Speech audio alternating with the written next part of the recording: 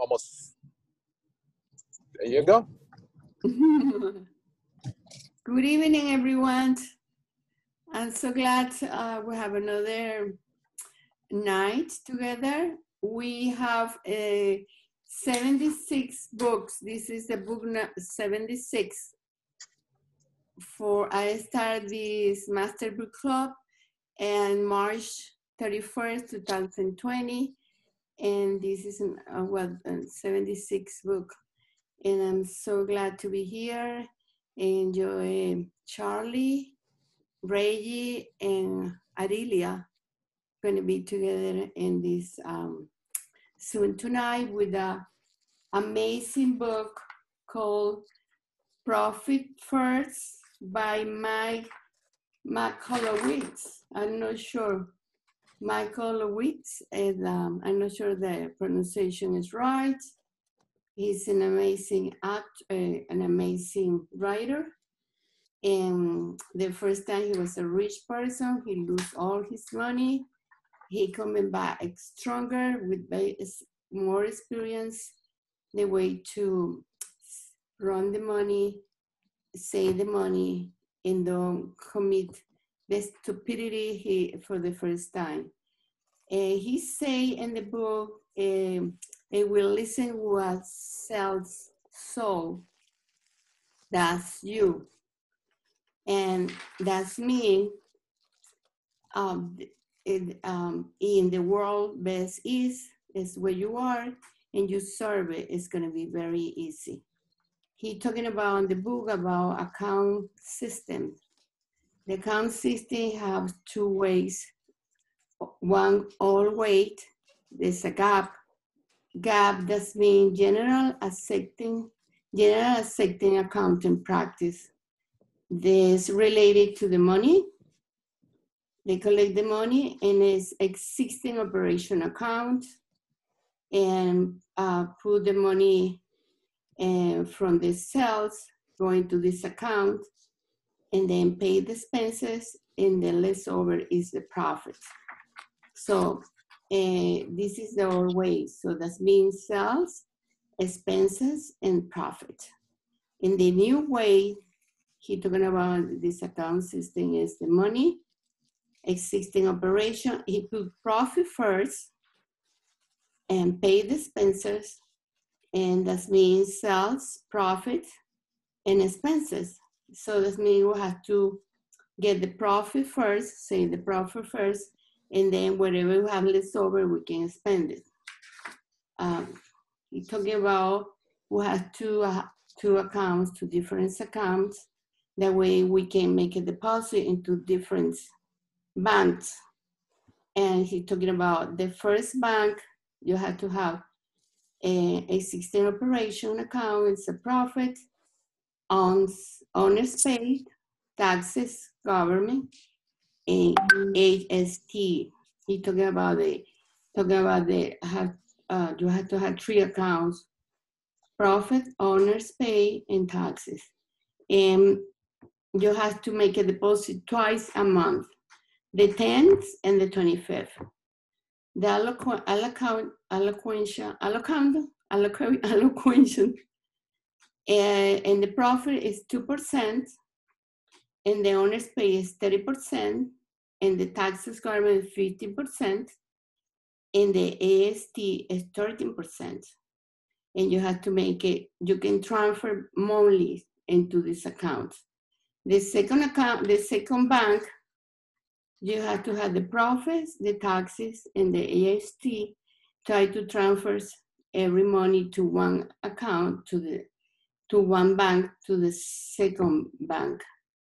That way, first of all, you can see the money better.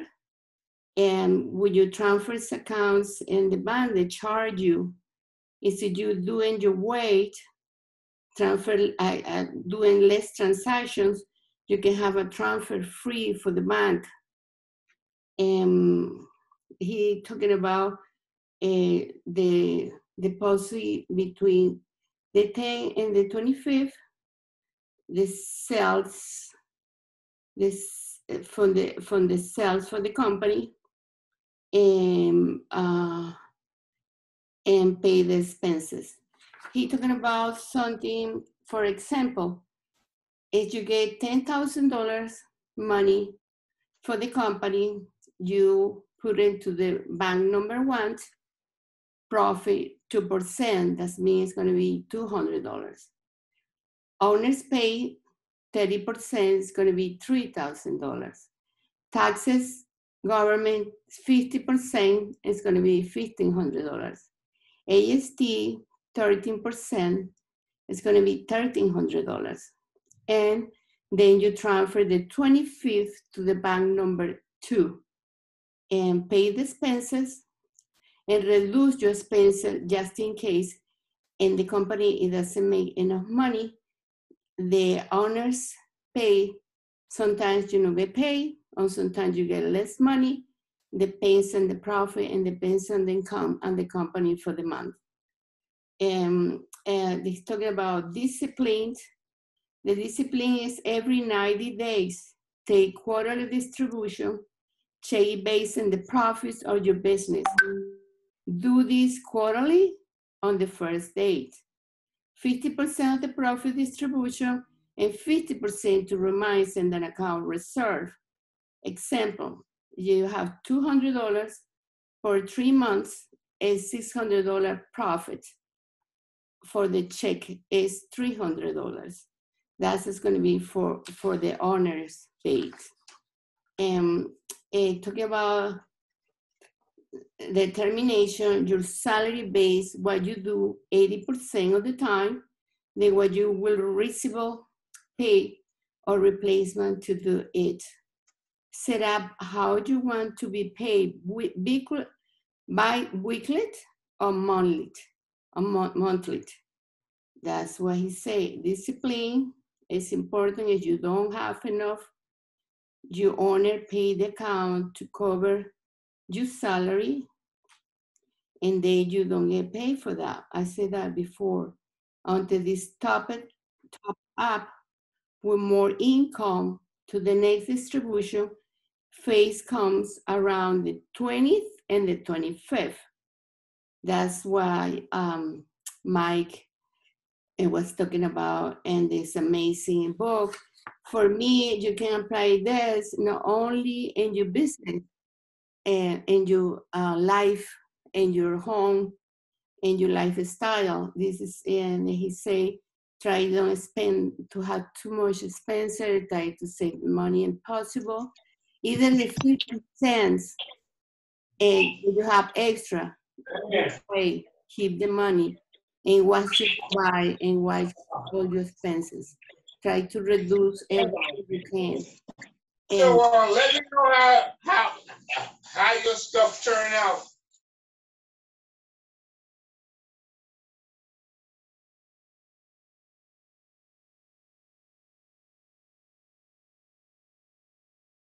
Martha, you have to unmute yourself. Yeah, I muted everyone. Martha, unmute. You muted me too? I had to mute everyone because that was the only way I could do it, I think. But now you can talk. Go ahead. So when you when did you stop recording? It's still recording. It's still recording. You could just go on. Continue from where you were. Oh, okay. I don't know what it was. I was in the discipline, an example. I already did that. So, yeah, I mean, it doesn't matter wherever you want to start. You're not. It was a matter of seconds, like within 30 seconds, and not much. Oh, okay. You just repeat your ending. Repeat my ending?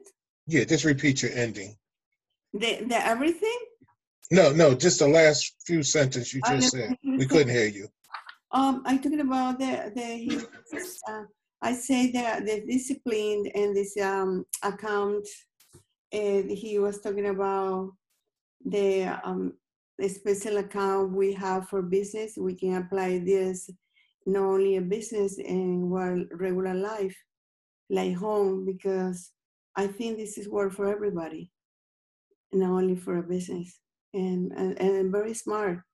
And this person, Mike, very smart person. And I would like to start following him. I wish I was read the book before, and it helped to save a lot of money in my life. But it's not too late, like everybody says, it's not too late to start saving and do something new in life. So I passed whatever next person when I talk about this amazing book. I give him the opportunity to talk, whatever who decide to do first. Charles, Okay, I'll take over. I'll take Martha. okay. You did a phenomenal job. Thank As usual, you gave a lot of good pertinent points on the actual systems. Just like in the book Ray Dalio, you hit on a lot of the actual points that you know, if you can listen to the tape again, will definitely benefit you. And once again, welcome to the Mastermind Book Club. Our book today is Profits First by Michael Mike Coffey. I can't say his name now either. Mike Kofowitz. And the part that I was interested in, and you know, I took a lot of notes. He talks about your business being sort of like, when he started off, he talked about the business being as a something you create, and something you create from nothing. So he used the term Frankenstein, that how you know, it doesn't start off as a Frankenstein, your business, but it can turn that way if you don't take your profits first. I was telling the panel before we got started of $1 million company that I ran for a couple years, and how we almost went bankrupt because we made sure our 35 to 40 employees always got paid first. And if I knew what I knew now from this book and taking the profits first, you know, I think I would have done a lot better with that company, and we might not have had, well, we would have had to shut it down, but, you know, I could have shut it down with some actual profits in my pocket. Now, with this Frankenstein theory, you everything in life has a rhythm. He talks about a rhythm, like a rhythm in music, or, you know, the rhythm in your heart. It has, when you give it a life, you know, it moves to a certain rhythm, and that rhythm can't be chaotic. In your earnings, you have to really like use the system, sort of like what Ray Dalio was talking about, the systems as far as how much you're going to put in this. I mean, you take your profits first, but you don't take all your profits as to where you kill the company. You still have to, you know, measure out how much profit you could take up front and how much you need to keep everything running substantially. This gentleman, Mr. Mike Kofowitz, you know, he was a former NBC host of Business Rescue. He's 51 years old. He was a small business columnist for the Wall Street Journal. He also hosted a reality show called The Bailout. He went to the University of Virginia Tech. He has two master's degrees, one in finance, and the other one was in management, in financial management science. Now, when he first started out, he had two businesses, which we spoke about at the beginning, that he sold. He was able to sell two businesses and make millions of dollars, and, you know, about 2-3 million. And he thought he was really on top of the world. And he started not going by the principles that Martha had mentioned. And he just started spending, you know, buying Range Rovers and, you know, luxury house, a luxury home. And because he did it, he thought he had the Midas touch. So therefore, what he did is he took that money that he made from the two companies and he started investing in 12 other companies. And each one of those companies, one by one, became an alligator, which meant they ate up all of his money. And he even wrote a check for like $70,000 at one time for one of those companies to keep it alive. And all but one died. And he, you know, had to go home because he couldn't pay his taxes and face his family, that he had, you know, mismanaged and squandered all the money that the family had. And even to the point that he was at the dinner table and his daughter had to bring her piggy bank. And he realized then that he needed to change. He needed to come up with a better way, a better system. and his daughter, he thought he was a failure, washed up, he was ready to throw in the towel. But at that point, at his rock bottom, you know, he was saying even at rock bottom, you don't always, you figure you're at the rock bottom, there's no place to go but up. But he said sometimes life drags you across the rocks and scratches you and mars you up. You get tore up at rock bottom. But he figured out a strategy by taking profits first and just putting things back together slowly but surely. He was able to take the one company he had and make profit of it, and he learned from that. And being known for his profit first strategies and then pay your expenses. You run your bases on what you can afford. So he was stating that, don't try. Okay, you have a business that is estimated, like on Shark Tank. You got to know your numbers. So on Shark Tank, a lot of people come in there and they have an evaluation of, 10%, which equals $1 million evaluation. Well, he was saying you can't grow your business on a $1 million evaluation, even if your profits are coming in over a period of time at that level. What he was saying is profits are not sustainable. Profits go up and down, even if you have, I guess out of the year, you have 9 good months and 3 really bad months. Those 3 really bad months could really take you under. And he came up with a system that he was saying that 5% of the PF value doubled is 21 days. 12% is 2 months. 24% is equal to 5 months. This is for operating cash.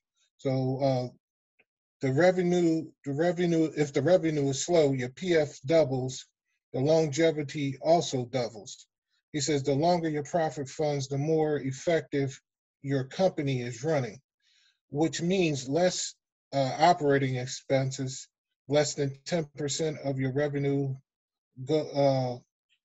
is gone, are the days in which you are the last one to get, the days are gone in which you're the last one to get paid if you use his formula. So if you use his formula, you can kind of grow your business steadily, and not, like get yourself caught up. He also talked about putting aside enough money to make sure your taxes are covered, which is always important because, at the end, sometimes we don't always set up for our taxes.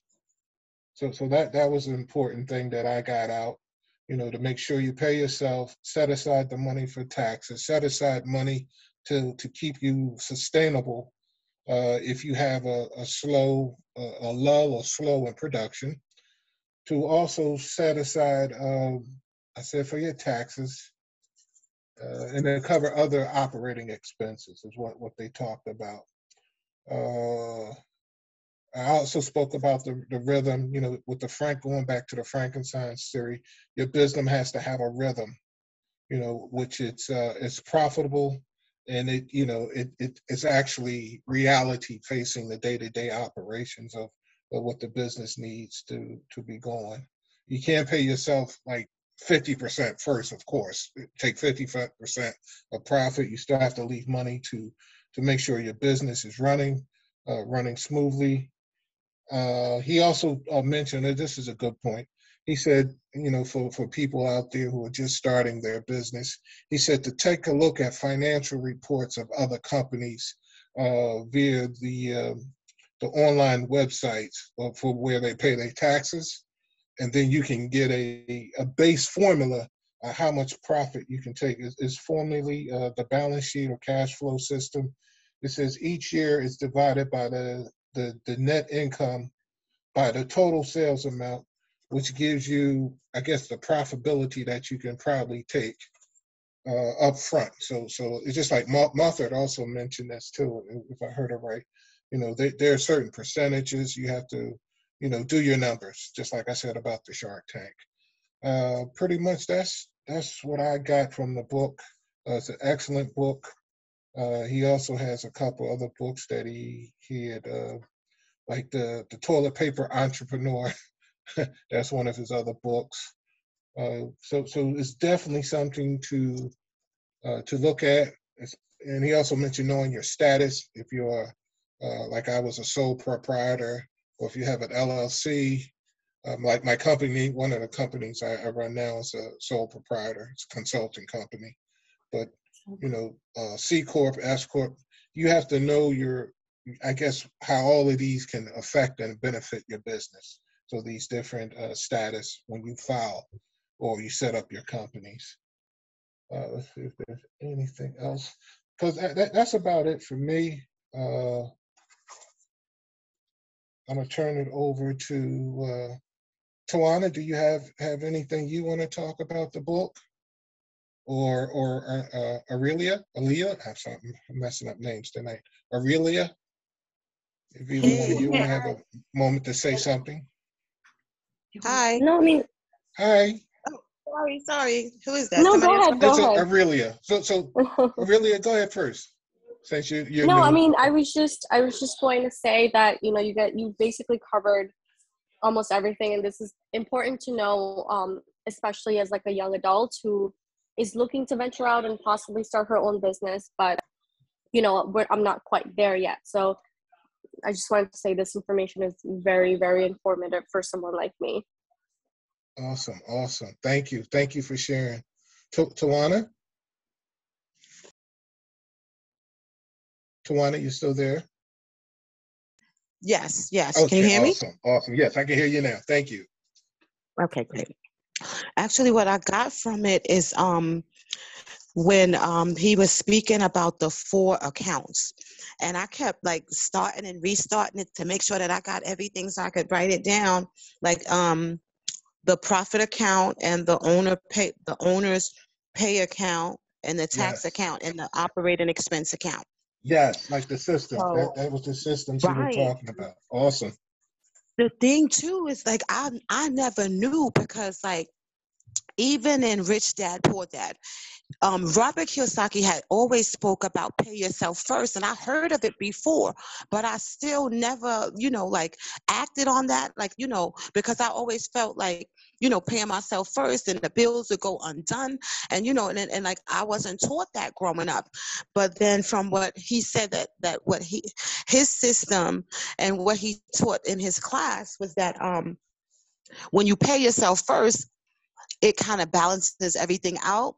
Because if you don't, like you said, Charles, it'll be almost like a Frankenstein effect, as far as it starts off like something great, but then it'll end up like monstrous because it's not a balance. So it was a great book, and thank you, because I'm definitely going to go back over every book we've read, and this one was really great. Thank you. Thank you, Tawana. We appreciate you.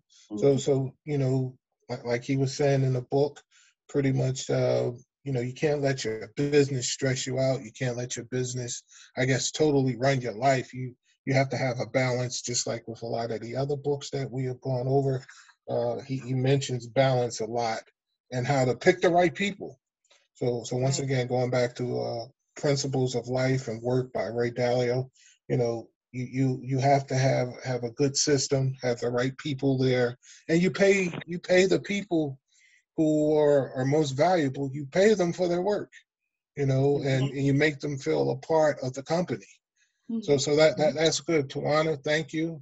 Aurelia, thank you. Martha, thank you so much. We're going to finish it off. I'm going to hand the mic over to Reggie. Okay. You there, Reg? I'm here listening patiently Close us out. and just taking it in.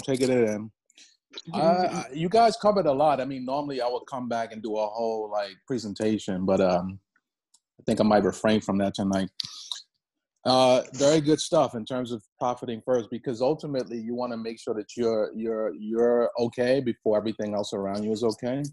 And I think that's what this is really tending to, is to make sure you're okay, because we often I think about it's not exactly along the lines of this, but just the idea of, if a plane was to lose cabin pressure, God forbid, and you're in the plane and you have children or whatever, and you're flying, You want to put that oxygen mask on yourself before you put it on anyone else. And people will say, I would do anything for my kid first. I would do anything for my kid first, right? And in this case, your business could be your kid. But the thing is, if you're not giving yourself oxygen, in this case, the profit, right? If you're not feeding yourself first, if you're not making sure that you can, sustain in terms of, with business, there are times where you have lean times, there's times where you have good times.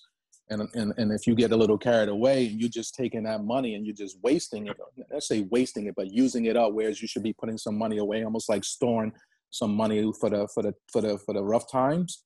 There's going to be a situation potentially where you're going to where when you need some money, you're not going to have that money for that particular time. So the idea of profiting first, putting the oxygen mask on yourself first, is so that you basically survive, so that you basically have air, that you basically can survive. Not just the now, because the now sometimes is not really telling you the full story, but also the future. And the future can be made better by you putting something away for the future. And so this is where, the book really gives us some key pointers to doing that, because it's most important that you're in a good place. And oftentimes we forget that and we neglect ourselves, and we're always looking to take care of others, as Charles alluded to or mentioned, with the fact that he had a business and he made $1 million+ but ultimately he had nothing to show for it, because he ultimately let the money go into where the money went in terms of taking care of everyone else. But there could have been a way in which he could have put money aside even still. And that's the thing. Sometimes we, even with situations where we make a lot of money, it talked about a lot of businesses in this particular book, whereby you think a lot of the major companies that are making tons of money are doing so well on a surface. And so we think, oh, numbers mean everything. Right. And you think because you have these big numbers in terms of revenue, that means a whole lot. But ultimately, it may not mean a whole lot, because it really comes down to, how profitable is that company. So you could have a lot of money coming in and just as much, if not more, going out. And so you're basically bleeding to death in a sense. Right. So you have to be very careful with that and making sure that you have put some money aside to make sure that, you're able to like I said, to sustain yourself and to continue on. And at least I have, just the same as like us people, a lot of businesses function like that. And a lot of it is just bad things that you've been taught along the way that you have to overcome. And if you don't overcome, that's where you can get yourself in a bad situation. So a lot of times, like I said, with businesses and people, you see the same narrative at play, where a lot of us are living a sort of check-to-check lifestyle. We think a business, because it has all these billions and millions or whatever dollars, is that they're able to not have to go through that. But that's not the case, because they have heavy expenses, salaries, payrolls, and so on and so forth. The operational costs overall that they are like inches away from failure, right? So to prevent that is to make sure you as you get money, you put it into to as it talked about different accounts, but accounts whereby you can't even touch those accounts. If you secure it in a way where you can't touch the account, it makes it a lot harder to access it without penalties. So if you can do that, you can do that for yourself just as well. Put money in places, before you even see your check, before your check even gets delivered to your direct deposit, or if you take a check, have some money being taken out, and then you learn to kind of deal with the remainder of it. So that's what you sustain on it. That's what you live off of it. That's what you run the company off of, what have you. And that's going to be enough, because you find a way to make it work. And it also talked about this idea of the what's the name of it? Something principle. I had it in mind, whereby basically so a lot of times it's like sort of the more you make, the more you kind of spend. I forget the name of the principle. And the thing is, it could also work by. Are you talking about target allegations? No, it's a principle. It's a principle that talks about as you make more money, you spend that much more money, right? So as your income goes up, you spend that much more money. In the case of a company, they talk about the more in order to make money, you have to kind of spend money and this sort of thing. So people will think of this in terms of business, whereby you have to keep spending more and more money to produce that much more profit. But the actuality is that in the case of a company, you may be spending more, but you're actually not getting the same return from the same dollars. And then you may also be kind of wayward in what you're doing, or just a little bit out of focus. So the same money that you might have generated, the amount of money that you might have used to generate the first X number of dollars, you need to generate that much more to generate the same next X. So you have to be careful with that. And so the thing with this principle, if I can recall, which is not coming to mind, is that the same way, like if you were to take, like you say, oh, if you had a project to do, it may take you 3 weeks, right, to do the project. But if you gave yourself 8 weeks, it's going to take you 8 weeks to do the project. The same way you could just decide, like, I'm going to take less time or more time. The same way you could decide to take less money to live your life, or, you know, less money to run a business. So this is something you could also put in play. Yes. Pareto principle. 80, No, it's not 20. the Pareto. It's not the No? Pareto principle. Okay. Another one, yeah. Pareto Right. principle is the 80-20 rule, which Yes. is basically, it comes into effect in a lot of different areas. But this one is not. I'll figure it out probably after we stop the recording. I'll look it up. But it's a different principle that I think it starts with I want to say it starts with a P, but it basically talks about the more money you spend, the more money you make, the more you spend. Is the general principle behind it, which it doesn't have to be that. Like I said, you can decide, you know, separately whereby, or differently whereby, whether you can decide if I'm going to use this amount of money, and this is going to generate this is what I'm going to use to run this company, and that's exactly what you use. So, you know, it doesn't mean that you have to keep spending more, doing that much more in that way, in the sense of like using that much more time to do a thing, like a certain chore or task. You can decide that, you know, I'm going to take this amount of time or whatever, and it could actually take you that amount of time just because you decided upon that. So in any case, those are some things they're very critical and important in this book, just touching upon those key points. You know, there are others as well, and a lot of them, like I said, have been covered already. But, you know, he's written some good books. Our author, Mr. Michael, not sure how to exactly say his last name, so I don't want to butcher it. Michaelowitz. Yeah. So I'll just but call that was a great point you made, Reg, about that's when he said that even though when you're running your business at maximum profit, you don't let the business flow to that profit level. You bring it down.